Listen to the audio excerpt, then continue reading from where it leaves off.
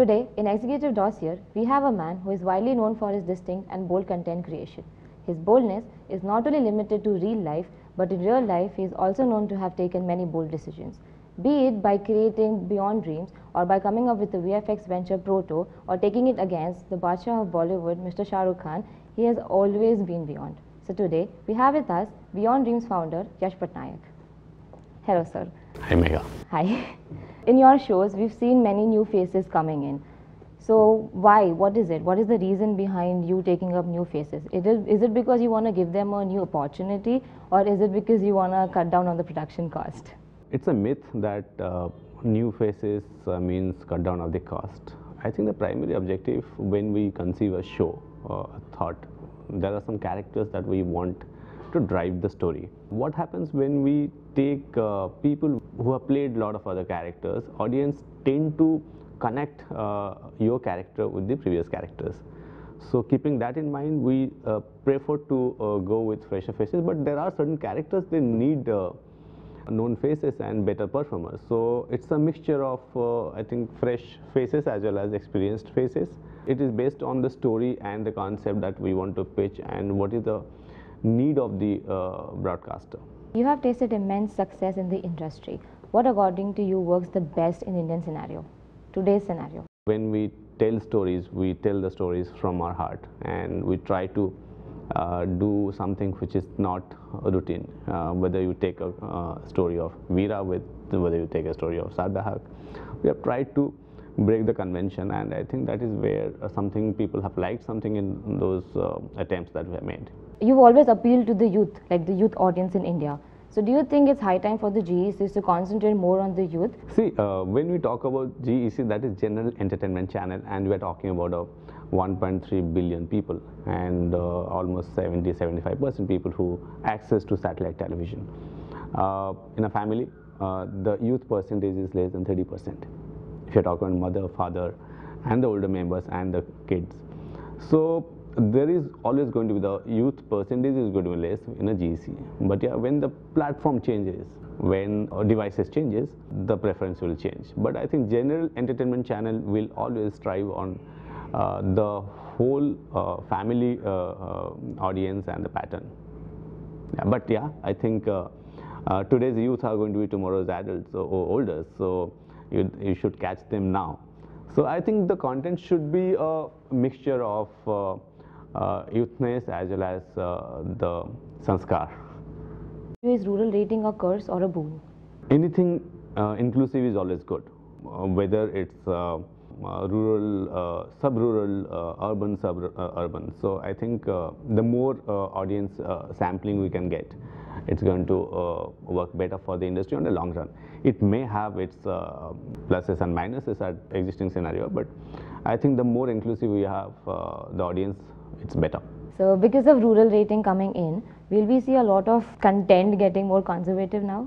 See, it's always going to be. I think how the broadcasters will be looking forward is also the storytellers, that is the producers. What slot you are making the show for? 6 to 8 will generally will be a mix of rural and youth. Because if you notice Channel V, MTV, their prime time is actually early prime time of GCs. The prime time starts at 5 o'clock in the evening. So you have audience that time. 8 to 10 is generally a hardcore family audience, and 10 to 11, 11:30, 12 is the experimental. That is little urban, because in villages people generally hit the bed by 10, 10:30. So OTT has made a lot of noise in the market these days. Do you think OTT can be a secondary source of screening? See, OTT, I believe, will be the mainstay of tomorrow, and I'll not be surprised if our next generation they will look back at us this time that we are in right now, saying that you were waiting for 7 days or 24 hours to watch the next story progression, next episode. People are going to get restless as the world progresses. There will be a lot of other entertainment is going to be on the move. Entertainment cannot be stationed. Entertainment has to adjust to people's calendar.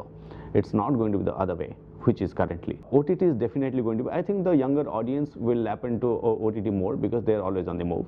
The older audience will always stay with the conventional platform, that is television. As a content creator, do you think OTT should follow a subscription model or it should continue with the advertisement model? I think OTT has to follow a subscription model along with the advertising model, because advertising on digital is still in a very early stage. Though it has grown a lot in the last 24 months, I think still a majority of advertising spend goes on broadcasting or print or outdoor. OTT needs to have, but yeah, if people can pay cable operators a monthly amount for a certain kind of channels, I'm sure, but it all depends on the pricing. Pricing is the key here. But yeah, subscription cost needs to support OTT cost, OTT production cost and distribution cost. Netflix is coming in India. They are penetrating in the Indian market. They are in words with a lot of producers in India. What is your opinion about Netflix coming? So it's very good, it's welcome. They are the biggest player in the world market with more than 65 million subscriptions with them.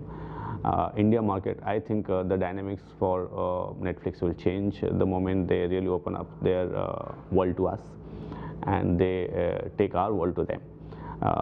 I was just studying the numbers recently, where out of the 65 million subscribers Netflix has, close to say 45 million are from US and the rest from the world.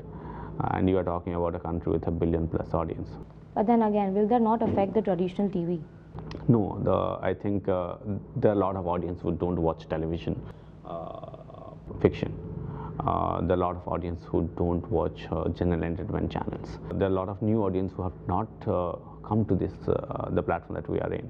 I think there will always, all the platforms will coexist. It all depends on what kind of content you are delivering and how you are engaging the audience. That is going to be the key. So, sir, we are seeing a lot of bold content, a lot of lip locks happening on television, like the shows on television.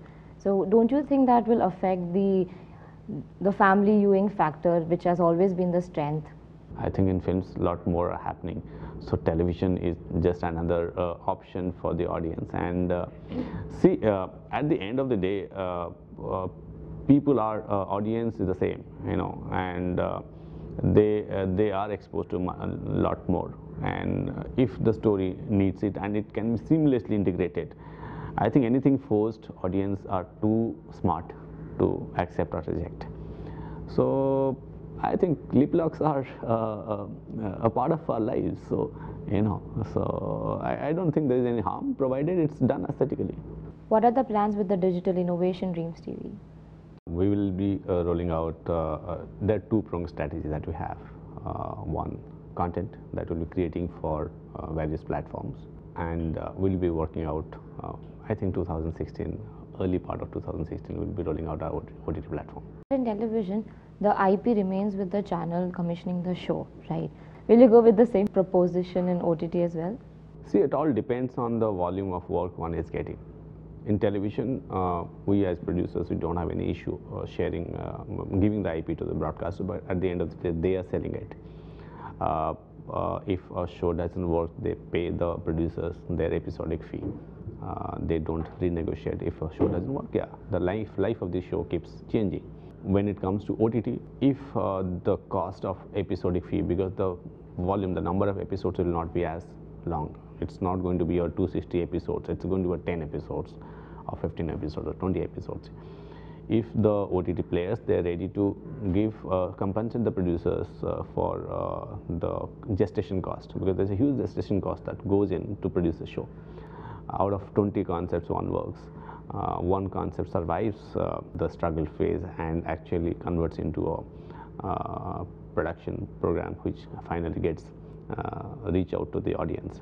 There will be a huge pre-production cost that every producer invests. But as a producer, it will be a combination of content that we will be looking at retaining the IP. And some content which I don't mind doing it because I want to be seen in different platforms. Primarily we are producers, that is going to be a primary business focus.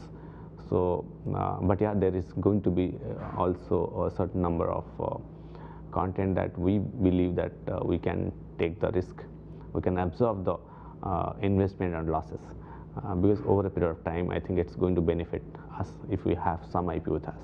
You are all set up with a new venture in comics and animation called Proto. So where are you planning to set it up? Proto will be operated from this office, our Mumbai office, but we have talent across the globe. Some of the people are based in LA, some people are in Russia, some from Japan. So we have talent across the globe. A lot of people have worked with Marvel, DC, who are working with us on our properties. Proto will primarily cater to, we are currently creating our own universe where all our characters are going to live, and they fight their evils, and they will be the superheroes of the new generation. We are looking forward to it. I am definitely looking forward to the new concept coming in. So that's it, sir. Thank you so much for your time. Thank you. Thanks a lot, Megha. It's a pleasure talking to you.